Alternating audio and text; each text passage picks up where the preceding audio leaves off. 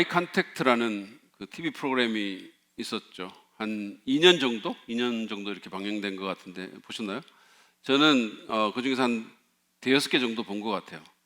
근데 이 프로그램은 그 블라인드가 이렇게 쳐진 방에 그 블라인드 양쪽에 사람이 앉아 있고, 그리고 이제 블라인드가 올라가면 그러면 이제 마주 앉은 두 사람이 서로를 이렇게 눈을 보는 거예요. 서로 이 사진에 나온 것처럼 이렇게 서로를 바라보게 됩니다. 눈을 맞추게 되는 거죠. 그래서 아이 컨택트입니다. 미국식으로 발음하면 아이 컨택이에요. 아이 컨택. 눈을 맞추는 겁니다. 자, 그런데 기본적으로 이 프로그램은 사람과 사람 사이의 관계를 이어주는 데 목적이 있는 것 같았습니다. 제가 본 것 중에는 오래전에 일터에서 알게 된 형님인데, 선배인데 너무 따뜻하게 자기를 잘 대해줬는데 연락이 오랫동안 끊어졌다가 감격의 재회를 하는 그런 것도 있었고, 또 각별한 친구 관계였는데 오해가 생겨가지고 그래서 관계가 소원해진 그런 두 연예인의 얘기도 있었습니다. 그런가 하면 30년 동안이나 의절한 그런 형제가 나와가지고 그래서 과거에 진짜 가슴 아픈 얘기를 서로 나누는 것도 있었는데, 동생의 상처가 너무 커서 너무 심해서 형이 무릎을 꿇고 눈물로 막 비는데도 동생이 끝내 마음을 열지 않는 그런 안타까운 에피소드도 있었습니다. 뭐 형이 죽어도 장례식에도 안 가려고 했는데 이제는 장례식에는 한번 가줄게, 이런 식으로 아주 정말 아프게 끝이 났더라고요. 근데 다들 겪어보셨겠지만 이 사람과 불화하는 것은 정말 고통스러운 일입니다. 가까운 관계의 사람일수록 더욱 그렇습니다. 우리가 아무리 멋진 환경 가운데 있다 하더라도, 아무리 좋은 조건과 상황이 좋아도 관계에 문제가 있으면 우리는 결코 온전한 행복을 누릴 수 없습니다. 예를 들어서 꿈에도 그리던 그 새 차를 뽑아가지고 그 차를 이제 마누라하고 같이 타고 온다고 해봅시다. 집에 오는데 이 길로 가자 저 길로 가 이런 것 같고 막 대판 부부 싸움을 하는 거죠, 차 안에서. 그러면 아무리 새 차 타고 있어도 하나도 안 기뻐요. 아니, 엄청 비참하죠, 사실은. 그리고 집에 가서 마누라 문 닫고 방에 들어가 버리고 나는 혼자 거실에 남아가지고 저녁 시간 됐는데도 배고파서 신라면 혼자 끓여 먹으면 정말 사나이 울리는 신라면이에요. 정말 이거는 매워서 우는 게 아니라 불행해서 우는 거죠. 왜 우리는 이럴까요? 왜냐하면 인간은 본질적으로 관계적이신 삼위일체 하나님에 의해서 그분의 형상대로, 다시 말해서 관계적인 존재로 지음을 받았기 때문입니다. 그런 우리이기 때문에 누군가의 관계에 문제가 있어서 관계가 끊어졌거나 관계를 불화하거나 이러면 정말 그 관계가 가까우면 가까울수록 이것은 우리에게 형벌과 같은 거예요. 혹시 지금 마땅히 이어져 있어야 할 어떤 관계가 끊어져 있지는 않습니까? 부부간에 또는 부모 자식 간에 관계가 단절됐거나 아니면 소원하거나 회사에서 동료들과 불화하거나 이웃과 심각한 분쟁 가운데 있지는 않으십니까? 또는 같은 교회의 성도와 이렇게 어려운 관계 가운데 놓여 있지는 않으신가요? 오늘 우리가 읽었던 그 본문에 나오는 야곱이라는 사람, 이스라엘 12지파의 조상이잖아요. 그 야곱은 창세기 33장에서 자신의 쌍둥이 형 에서와 그런 상황에 있었습니다.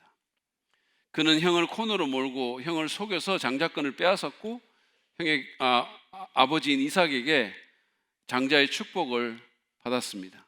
당연히 에서는 폭발했고 분노로 치를 떨었죠. 그는 교활한 자기 동생을 죽이려고 했습니다. 그냥 생각이 아니고 진짜 죽이려고 한 거예요. 야곱은 그래서 거기 있을 수가 없게 된 거죠. 그 소식을 알게 되고, 그래서 자신의 공범이었던 그 어머니의 도움을 받아서 형을 피해서 외국에 있는 외삼촌 집으로 갔습니다. 거기서 20년 동안이나 피신을 살았는데 이제 그는 두 아내와 그리고 첩이된 두 여종 그리고 11명의 아들을 데리고 고향으로 돌아오게 됩니다. 아니, 돌아올 수밖에 없었어요. 야곱은 자기 형과의 관계를 어떻게든 회복하기 원했기 때문에 먼저 신부름꾼을 보내서 자기의 귀양 소식을 형에게 알립니다. 고향에 돌아오면서. 근데 불행하게도 에서는 예전과 조금도 변하지 않았어요. 그는 그 신부름꾼에게 소식을 듣고 야곱과 그 일가족을 처치하려고 400명의 장정을 데리고 그에게로 오고 있습니다. 여러분 생각해 보세요. 400명은 군대죠, 이거는. 이 두 형제 사이의 관계가 어떻게 될 것입니까? 창세기 33장, 오늘 성경 갖고 오신 분들은 그걸 펴놓고 본문 얘기를 제가 잠깐 설명드릴 테니까 함께 오시기를 바랍니다. 이 창세기 33장은 그 두렵고 위태위태한 두 형제의 임박한 상봉을 묘사하면서 시작합니다. 지난밤에 야복 강가에서 밤새도록 하나님과 씨름을 야곱이 했는데 그 결과로 하나님이 그를 축복해 주십니다. 그가 울면서 축복을 간구했고, 그래서 그 축복의 결과로 야곱은 이스라엘이라는 새로운 이름을 얻게 됩니다. 이제 그는 자기 형 에서가 장정 400명을 거느리고 그에게로 다가오는 것을 보고 있습니다.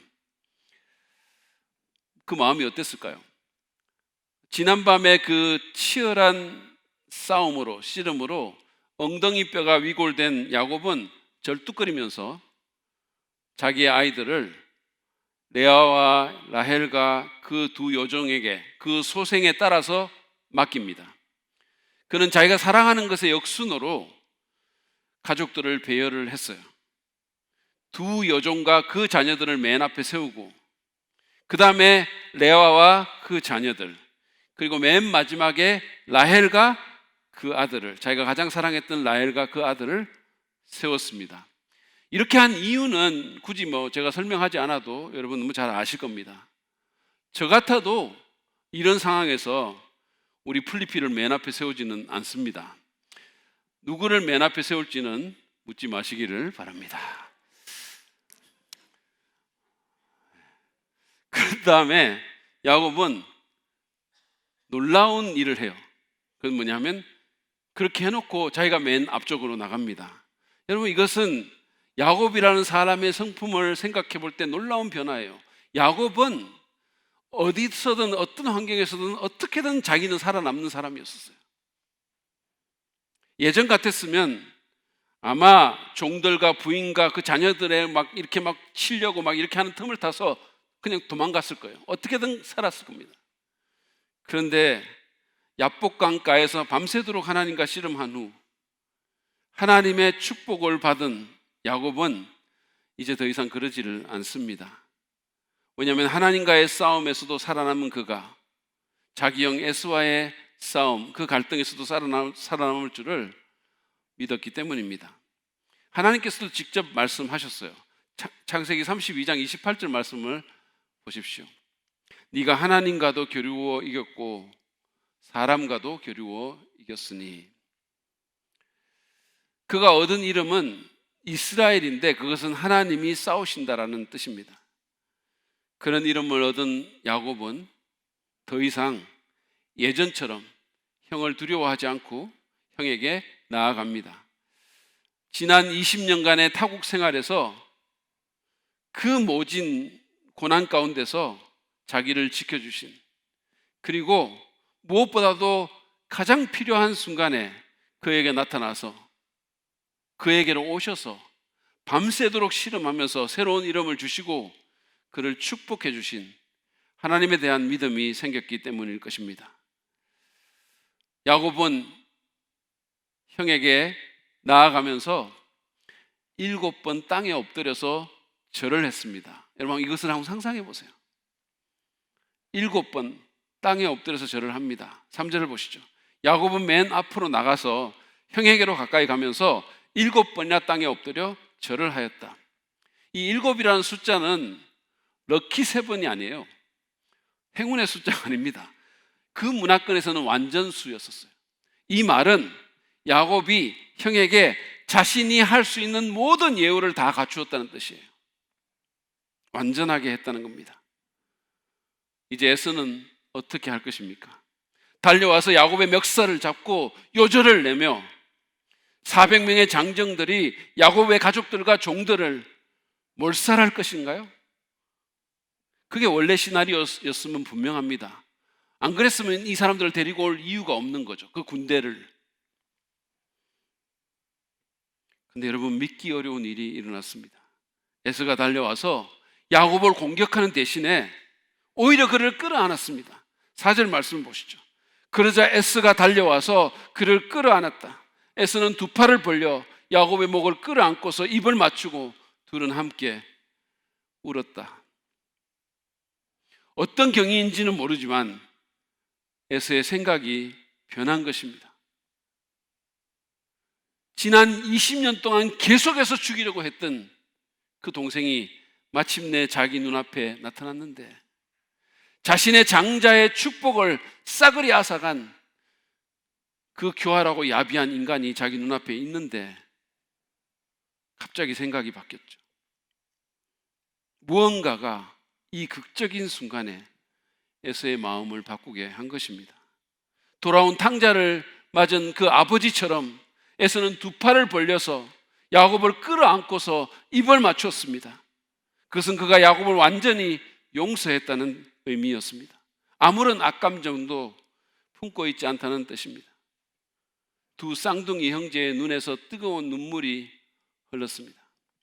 둘은 서로를 안고 한참 동안 그렇게 울었습니다. 그런 다음 에서가 뒤에 있는 야곱의 가족들에 대해서 저 사람들이 누구냐고 묻자 야곱은 그것들은 하나님의 은혜로 얻은 자식들이라고 답하면서 그들을 인사시킵니다. 6절과 7절에서 묘사한 것처럼 아이들과 그 어미들이 차례로 나와서 엎드려 에서에게 절을 했습니다. 두 여종과 레아와 라헬의 순서대로 그렇게 절을 합니다. 그리고 야곱은 자신이 준비한 그 선물을 에서에게 주려고 했습니다. 여러분, 이 선물은 그저 사랑 ING 커피 쿠폰 2장이 아니에요.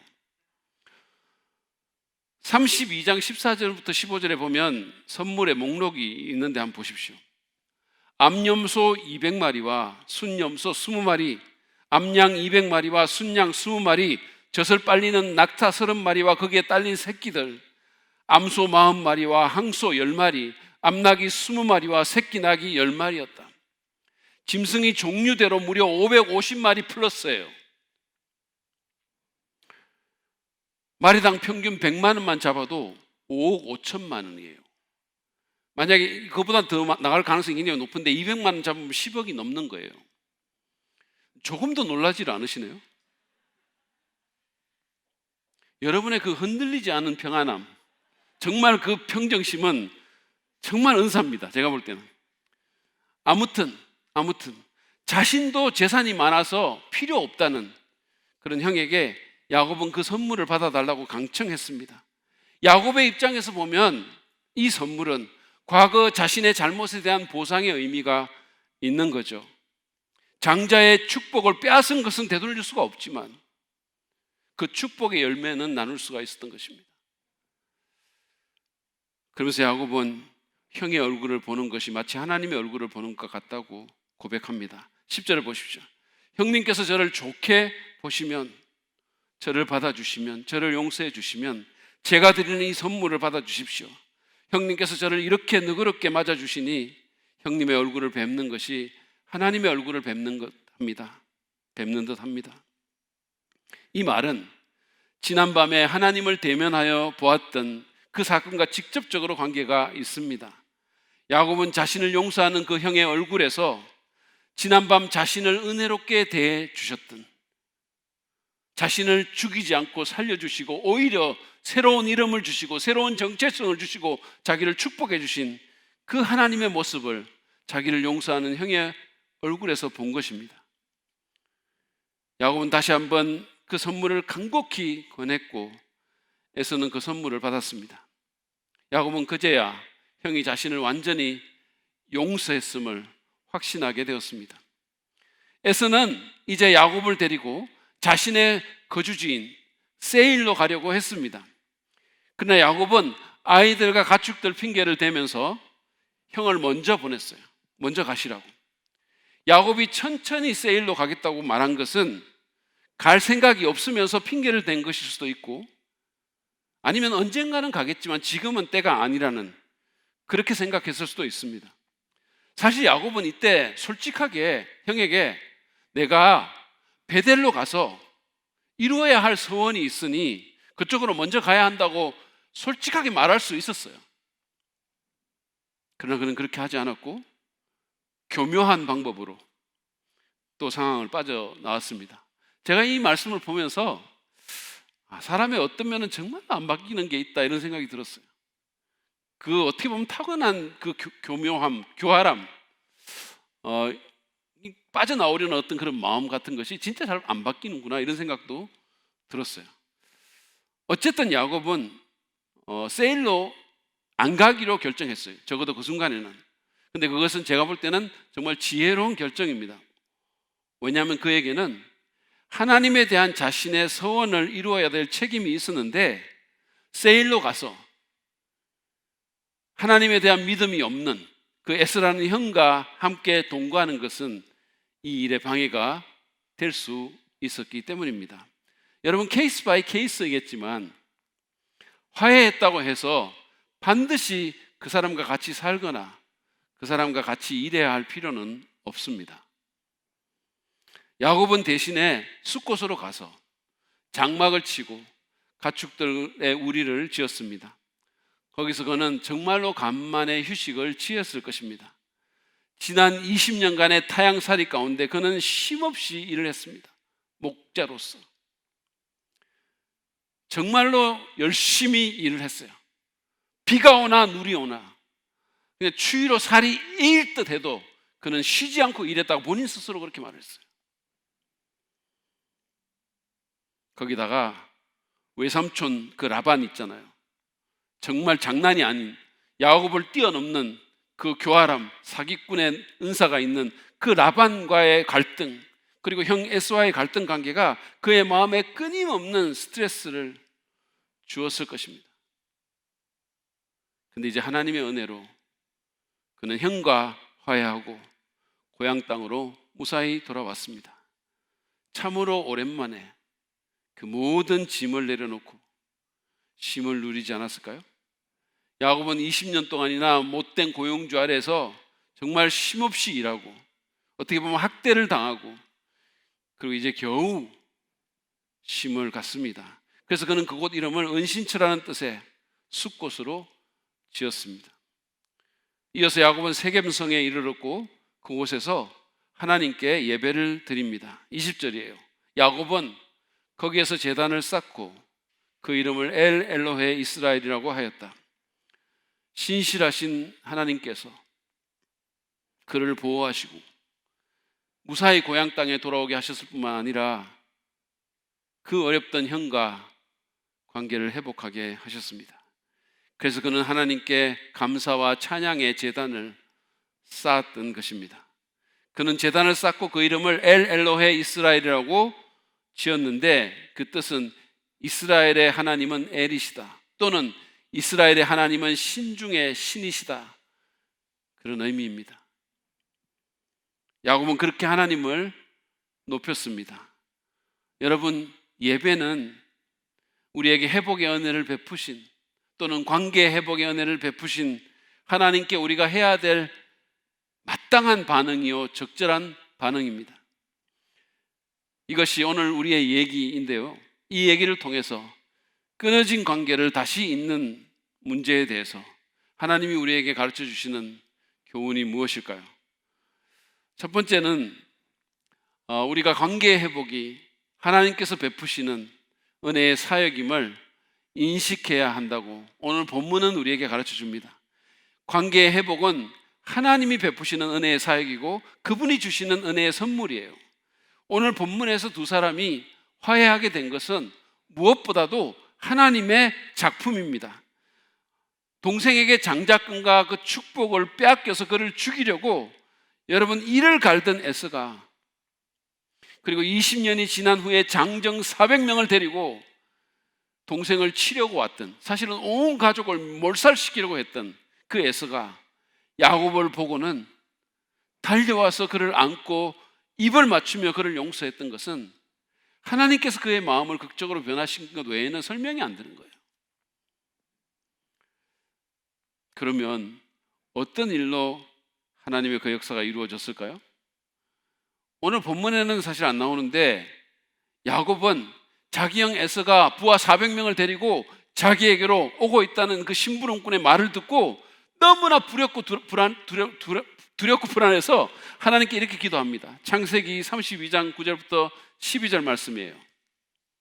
할아버지 아브라함을 보살펴 주신 하나님, 아버지 이삭을 보살펴 주신 하나님, 고향 친족에게 돌아가면 은혜를 베푸시겠다고 저에게 약속하신 주님, 주님께서 주님의 종에게 베푸신 이 모든 은총과 온갖 진실을 이 종은 감히 받을 자격이 없습니다. 제가 이 요단강을 건널 때 가진 것이라고는 지팡이 하나뿐이었습니다만 이제 저는 이처럼 두 물이나 이루었습니다. 부디 제 형의 손에서, 에서의 손에서 저를 건져 주십시오. 형이 와서 저를 치고 아내들과 자식들까지 죽일까 두렵습니다. 주님께서 말씀하시기를 내가 반드시 너에게 은혜를 베풀어서 너의 씨가 바다의 모래처럼 셀 수도 없이 많아지게 하겠다 하시지 않으셨습니까? 야곱은 그 두려운 순간에 진실하고 겸손하고 간절한 마음으로 하나님께 나아갑니다. 형의 손에서 자신을 구원해 달라고 간절히 부르짖었습니다. 하나님은 그 야곱의 기도를 들으시고 화해라는 선물로 응답하신 것입니다. 여러분 기억하십시오. 하나님은 사람의 마음을 움직이시고 끊어진 관계도 이으시고 망가진 관계도 회복시키시는 분이십니다. 잠언 말씀에 보면 하나님은 왕의 마음도 움직이신다고 말씀하고 계세요. 왕의 마음도 하나님이 움직이십니다. 그러므로 우리는 무엇보다도 그 하나님께 기도하고 그분의 은혜를 구해야 합니다. 여러분은 부부싸움을 한 후에 뭘 하십니까? 신라면 끓여 드세요? 뭐 하십니까? 아니면 뭐 남편 사진 또는 부인 사진 벽에 붙여놓고 바늘로 얼굴 부분, 심장 부분을 콕콕콕 찌르십니까? 아니면 누가 그랬듯이 사진에서 상대방의 얼굴을 그냥 오려냅니까? 저는 마음이 좀 정리가 되면 기도합니다. 제가 잘했건 잘못했건 상관이 없어요. 물론 거의 대부분은 상대방이 잘못한 것입니다. 그러나 저는 야곱이 그랬던 것처럼 겸손히 무릎을 꿇고 하나님께서 그녀의 마음을 다스려 주시고 그 두려운 손에서 저를 구원해 주시라고, 달리는 버스도 붙잡는다는 대한민국 아줌마의 손에서 저를 건져달라고 기도합니다. 여러분 혹시 관계에 어려움을 겪고 있는 분이 계십니까? 마땅히 이어져야 될 관계가 끊어져서 고통스러워 하시는 분이 있으십니까? 관계의 회복은 무엇보다도 하나님께서 베푸시는 은혜의 선물임을 기억하고 주께 나아가시기 바랍니다. 그것은 하나님의 사역이에요. 하나님이 우리에게 주시는 은혜의 사역입니다. 마음을 틀어놓고 그 하나님께 간절히 기도하세요. 한 번에 안 될 수 있습니다. 그러면 계속해서 하시기 바랍니다. 하나님과 밤새도록 씨름한 야곱처럼 끈질기게 씨름하셔야 돼요. 그럴 만한 가치가 충분히 있습니다. 관계 가운데는 정말로 인내가 필요해요. 그것을 회복시키는 문제에 대해서도 마찬가지예요. 계속해서 우리가 하나님께 그렇게 나아가면 그분께서 내 마음과 상대방의 마음을 변화시켜 주실 것입니다. 두 번째로 오늘 이 얘기는 온전한 관계 회복을 위해서 필요하다면 보상해야 한다는 사실도 우리에게 가르쳐 줍니다. 여러분, 야곱은 형의 장자권과 그 축복을 훔친 사람입니다. 물론 하나님은 원래부터 그것을 그에게 주려고 하셨어요. 근데 그는 하나님을 믿지 못하고 자신의 인간적인 방법으로 그것을 형에게서 빼앗아 버렸습니다. 그것이 두 사람 사이에 오랜 갈등을 만든 요인이죠. 야곱이 그게 얼마나 마음에 걸렸을까요? 지난 수십 년 동안 계속해서 그게 아마 마음에 걸렸을 것입니다. 이제 하나님의 축복으로 11아들을 얻고 큰 부자가 된 그로서는 자신이 축복을 얻은 것 가운데 얼마라도 형에게 보상하기를 원했을 것입니다. 자기가 빼앗은 것이니까, 어떤 면에서 보면. 그래서 그는 이미 자신을 용서한 그 형에게 그토록 간곡하게 그에게 선물을 주려고 했던 거예요. 여러분, 관계에 문제가 생기는 것은 여러 가지 요인이 있을 수 있지만 때로는 물질적인 이유로 생기기도 합니다. 사실은 그런 경우가 많죠. 그런 경우에 우리는 할 수 있는 한 이에 대한 배상을 해야 합니다. 여러분, 한번 생각해 보시기 바랍니다. 어떤 사람이 주차장에서 제 차를 심하게 긁었다고 한번 해봅시다. 그것도 한 달 전에 뽑은 기아 KA 친형 차량입니다. 제가 실제로 그랬다는 게 아니고 그렇다고 한번 상상해 보자는 거죠. 그런데 그 사람이 하나님께 무릎 꿇어 기도하고는 제게 와서, 목사님, 할렐루야, 하나님께서 제 모든 허물을 용서해 주셨습니다 라고 하면서 손을 내민다면 제가 그 손을 기쁘게 잡을 수 있을까요? 여러분은 그 손을 잡으시겠습니까? 아마 그리가 쉽지 않을 겁니다. 여러분, 관계의 회복을 위해서 어떤 경우는 진심으로 용서를 구하고 손을 맞잡고 정말 포옹하는 것으로 족할 수도 있지만 어떤 경우는 적절한 배상이 요구될 때도 있습니다. 구약의 제사 중에도 속죄제와 속건제가 있지 않습니까? 둘 다 죄를 용서받기 위해서 드리는 의무적인 제사이지만 속건제는 속죄제와는 달리 배상의 책임이 요구되는 제사였습니다. 갚아야 할 것이 있거나 배상해야 할 것이 있으십니까? 그 관계 가운데서. 비록 내가 직접 물질적인 어떤 손해를 직접적으로 입히지 않았다 하더라도 그에게 무형적인 고통, 무형적인 손해, 정신적인 고통을 혹시 주셨습니까? 그러면 여러분, 정성을 다해서 무언가 내 편에서의 보상을 해보십시오. 저는 이 살아가면서 정말 관계가 물질보다 더 가치 있다는 사실을 뼈아프게 배워요. 가치가 있습니다. 관계보다 더 소중한 것은 없는 거예요. 관계를 위해서 물질을 쓰는 것은 손해가 아니에요. 그것은 참으로 지혜로운 일입니다. 여러분, 한번 생각해 보시기 바랍니다. 하나님은 우리와의 관계 회복을 위해 아들까지 주시지 않았습니까? 가장 귀한 아들을 주셨잖아요. 그것도 그분이 잘못한 게 아니고 우리가 잘못했는데 그분이 그 아들을 우리에게 주신 그 사실을 기억하시기 바랍니다. 그러므로 관계의 온전한 회복을 위해서 필요하다면 배상해야 함을 잊지 마시기를 바랍니다. 그것이 우리의 관계를 더 온전하게 이어주게 될 것입니다. 세 번째로 오늘 얘기는 우리가 관계 회복의 그 사실을 서로에게 알게 해야 함을 또한 가르쳐 줍니다. 오늘 얘기에 보면 에서는 자신이 야곱에게 아무런 악의가 없음을 아주 분명하게 표현했어요. 그러니까 우리도 표현해야 된다는 거예요. 에서는 고대 건동의 모든 의전 절차를 생략하고 바로 동생을 향해서 달려왔었어요.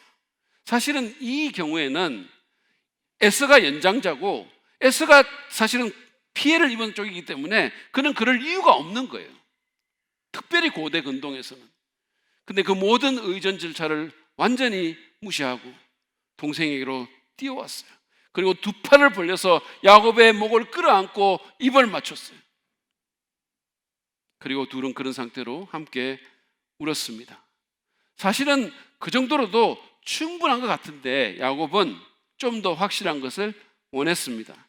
그래서 그는 형에게 만약에 자기를 좋게 본다면, 다시 말해서 자기를 정말로 용서했다면, 정말로 자기를 이제 받아준다면 자기가 주는 선물을 꼭 받아달라고 형에게 간청을 했던 것입니다. 그 선물은 야곱의 입장에서 보면 배상의 의미가 있기도 하지만 동시에 형이 자기를 완전히 용서하고 두 사람 사이의 관계가 회복되었음을 확인하는 의미도 있었던 거죠.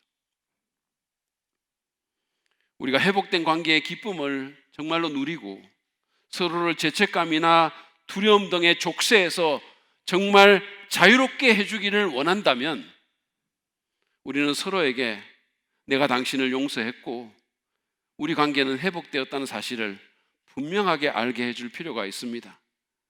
화해한 것 같기도 하고 아닌 것 같기도 하고 이런 상태로 내버려둬서는 안 된다는 말씀이에요.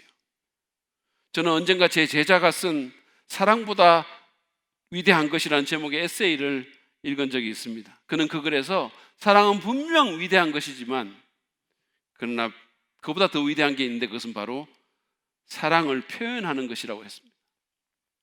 사실은 표현되지 않는 사랑은 사랑이 아니라는 말도 있잖아요. 저처럼 A형, 아니 트리플 A형이고 쑥스러움을 많이 타는 그런 사람은 아니 뭐 그걸 꼭 표현을 해야 돼? 이렇게 말할 수 있어요. 근데 여러분 안 그러면 어떻게 합니까? 무슨 크리스탈이라도 봐야 됩니까? 어떻게 합니까? 표현해야 알 수 있는 거죠. 표현해야. 이것은 관계의 회복에 있어서도 마찬가지예요. 우리는 어떤 방식으로든 표현하고 소통해야 합니다. 하나님도 예수님을 믿고 하나님과 화해한 우리에게 성경 말씀을 통해서 그 사실을 알게 해주시고 그리고 성령을 우리에게 보내주셔서 관계의 회복을 체험적으로 경험할 수 있게 해주셨잖아요.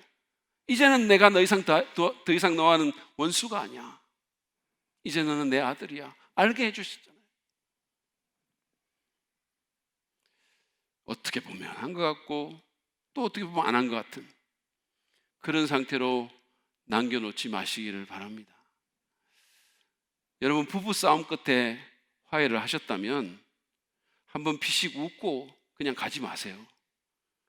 그게 진짜 웃은 건지 아니면 가짜다고 그냥 쪼갠 건지 그거 정말 모를 수 있잖아요. 그냥 그러면 그것 때문에 또 싸울 수 있는 거예요. 아니 왜 뭐야 왜 웃었어? 왜 뭐야 그거 뭐 이런 식으로 말할 수 있는 거죠. 그럼 또 싸울 수 있다니까요. 우리가 화해하고 정말로 관계가 회복되었다면 그러면 정말 그것을 어떤 식으로든 표현하시기 바랍니다. 말로 하기가 어려우면 문자를 보내세요. 내가 만약에 가해자 쪽이라면 정말 잘못했다고 분명히 말하고 피해를 입은 쪽이라면 용서했다고 이제 아무 악감정 없다고 그렇게 표현하시기 바랍니다. 문자 그조차도 어색하고 어려우면 그러면 커피라도 사서 같이 마십시오. 그러면서 표현하세요. 손을 맞잡거나 안아주는 것도 좋은 표현 방법이 될 수 있습니다. 중요한 것은 표현해서 알게 하는 거예요. 그게 오랫동안 끊어져 있던 관계든 아니면 부부싸움처럼 순간순간 일어나는 것이건 표현해야 돼요. 그래야 피착 안에 이 남아있는 찜찜함, 뭔가 이렇게 이 앙금들이 풀릴 수가 있는 거죠. 그래야 죄책감이나 두려움에서 자유롭게 되고 정말 회복된 관계의 기쁨을 누릴 수가 있게 되는 겁니다. 마지막으로 오늘 우리의 얘기는 우리에게 관계의 회복이 하나님의 뜻임을 알고 믿음으로 그것을 구해야 함도 가르쳐 줍니다. 관계 회복은 하나님의 뜻이기 때문에 하나님을 믿고 구해야 된다는 거예요. 여러분 야곱은 형과의 관계 회복을 위해서 기도한 후에 오늘 본문에서 자기에게 다가오는 그 행에게 직접 나가서 죽을 수도 있는데 땅에 엎드려 절하면서 화해를 구했어요. 그는 그것을 피하지 않았고 두려워 숨지도 않았습니다. 그는 하나님도 자기처럼 에서와의 관계 회복을 원하신다는 사실을 이해했던 것 같아요. 그래서 먼저 주도권을 쥐고 귀향의 소식을 알린 거예요. 안 그러면 왜 그랬겠습니까? 또한 그는 이 만남에 앞서서 자신을 만나서 승리와 보호를 약속하신 하나님을 신뢰했고, 그런 믿음 가운데서 적극적으로, 그러나 동시에 아주 겸손한 자세로 관계 회복을 구했던 것입니다. 여러분, 하나님은 관계적인 분이세요. 그 존재 자체가. 그래서 그 하나님은 우리가 서로 용납하고 용서하기를 원하십니다. 그분은 가정과 교회에서 우리가 하나 되기를 정말 원하시는 거예요. 우리가 죄인이기 때문에, 죄성이 있기 때문에, 그리고 우리가 한계가 있기 때문에 관계는 수시로 상처를 받을 수밖에 없어요. 좋은 뜻이라도 오해될 수 있어요. 그러나 하나님은 그것이 그대로 그냥 이어지도록 놔두지를 않는 것이 하나님의 뜻이라는 거예요. 깨어진 관계를 회복하고 화해하기를 원하시는 거예요. 그래서 하나님이 우리와의 관계를 먼저 회복시켜 주신 거 아닙니까? 하나님은 우리가 화평케 하는 자, 피스메이커가 되기를 원하십니다. 하나님이 우리의 관계 회복을 얼마나 원하시는지는 성경 곳곳에서 발견할 수 있어요. 특별히 예수님께서는 마태복음 5장 23절 24절에서 제단에 제물을 드리려고 하다가, 우리식으로 말하면 오늘 하나님께 예배하려고 예배당에 들어오다가 형제 자매 가운데 누군가 원한이 품고 있는 것이 생각나거든. 누군가 관계에 큰 어려움이 있는 것이 생각나면 제물을 제단 앞에 놓아두고 먼저 그 사람과 화해하고 오라고 그랬어요. 사람과의 끊어진 관계를 이은 다음에 하나님과의 관계 개발에 집중하라는 말씀이에요. 그런 면에서 우리 사이에, 인간들 사이의 관계 회복은 하나님에 대한 예배에 선행하는 것이라고 말할 수도 있습니다. 예전에 저는 어느 교회에 나란히 앉아서 찬송하는 그 찬양대원들이, 성가대원들이 서로 싸워가지고 눈도 안 맞추고 말도 안 섞는 그런 얘기를 들은 적이 있어요. 바로 옆에 앉아서 한 교회에서 찬송하는데, 하나님을 찬양하는데 서로 말도 안 하는 거예요. 생각해 보십시오. 그 찬송을 듣는 하나님의 마음이 어떠셨을까요? 우리 아이들이 어렸을 때 부모된 저희의 가장 큰 괴로움은 차 뒷좌석에서 두 아이가 싸우는 것을 보는 일이었었어요. 진짜 말도 안 되는 이유로 싸우는 거예요. 말도 안 돼. 무슨 애가 어려가지고, 우리 필리핀은 특히 어려가지고 한 번은 이랬어요. 명절에 이렇게 고향 내려가는 것 같은데 차가 막 막히고 이래가지고 이제 경기도로 겨우 벗어날 때 해가지고 이제 경기도 벗어나겠다 그러니까 우리 필리피가 뭘 모르니까 그냥 애 어려가지고, 그럼 대한민국은 언제 벗어나 이랬는 거예요. 그랬더니 그냥 하나니가 막 너무 짜증을 내면서, 이 바보야, 여기가 다 대한민국인데 어떻게 벗어나, 막 그래가지고 싸우고 울고.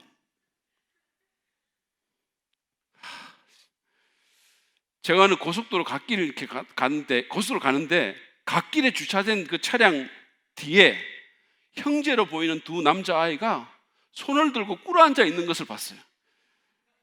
정말 공감이 갔어요. 오죽했으면 저랬을까? 저분들이 가다가 얼마나 괴로웠으면 그 아이를 갓길에 차 세워놓고 차 뒤에 꿇어앉아 이렇게 놨을까? 그 생각이 들더라고요. 여러분, 우리가 서로 주 안의 형제 자매라고 그러는데 서로 악감정 품고 적대시한 상태에서 예배하러 나간다면, 그래서 그 입술로 하나님 선하십니다 이렇게 찬양한다면 하나님이 얼마나 괴롭겠어요. 생각해 보시기 바랍니다. 그러므로 하나님께서 우리의 관계 회복을 정말로 원하심을 인식하고 정말 하나님께 그 회복을 구하십시오. 그리고 우리 스스로도 용납하고 용서하면서 관계 회복에 필요한 조치를 취하시기를 바랍니다. 하나님을 신뢰하며 하나님의 사역을 믿고, 그리고 우리가 주도권을 쥐고 나아간다면 하나님의 때에 관계 회복이라는 감격스러운 축복을 누릴 수 있게 될 것입니다.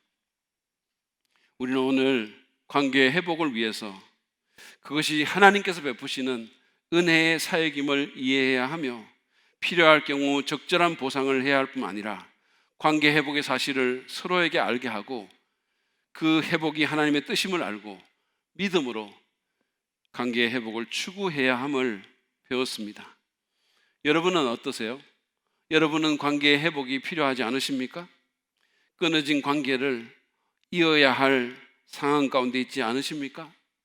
뭔가 손상난 그 관계를 다시 회복해야 될 그런 상황에 직면해 있지는 않습니까? 오늘 말씀에 순종해서 그 일에 자신을 들이시기를 바랍니다. 하나님께서 죄로 인해서 원수되었던 우리와의 관계를 회복하기 위해 주도권을 지시고 그 일에 나섰었던 것처럼 우리도 그래야 합니다. 그분이 외아들의 희생이라는 대가를 지불하시면서까지 그 일을 하셨던 것처럼 우리도 대가를 지불하고 누군가의 관계를 회복할 수 있기를 간절히 바랍니다. 혹시 오늘 여기 앉아 계시는 분들 가운데 또 온라인으로 예배하시는 분들 가운데 아직 하나님과의 관계가 끊어진 가운데 있는 자가 있으십니까? 여러분, 하나님은 여러분과 화해하기를 너무도 원하십니다. 그래서 예수 그리스도를 화목 제물로 보내시고 그 아들을 십자가에서 죽게 하신 것입니다. 하나님과의 관계를 불가능하게 만드는 그 죄 문제를 해결하기 위해서였죠. 우리 죄를 대신 지신 예수님의 죽음으로 이제는 모든 장애물이 치워졌습니다. 예수님께서 죽으셨을 때 성소의 휘장이 위에서부터 아래로 찢어졌다 그랬어요. 하나님께로 나아가는 고속도로가 예수님 때문에 열린 거예요. 누구든지 나갈 수 있게 된 거예요.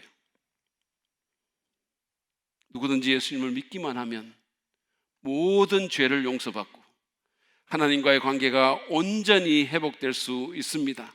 여러분, 그 관계가 다른 모든 관계의 근본이에요. 하나님과의 관계가 정상화되면 다른 관계도 제대로 풀릴 수가 있을 것입니다. 여러분은 새로운 피조물이 되며 새로운 마음을 받고 새롭게 출발할 수 있게 될 것입니다. 그러므로 당신을 위해서 십자가에 달려 죽으셨다가 사흘 만에 부활하신 그 예수 그리스도를 여러분의 구주요 주님으로 믿으십시오. 그것이 모든 것을 다르게 만들 것입니다. 모든 것을. 그것이 당신의 다른 모든 인간관계에서도 긍정적인 영향을 미치게 할 것입니다. 오늘 야곱처럼 끊어진 관계도 있게 하고 망가진 관계도 회복시키는 그 화해의 은혜를 경험하게 하실 것입니다. 그런 축복이 여러분 모두에게 있기를 바랍니다.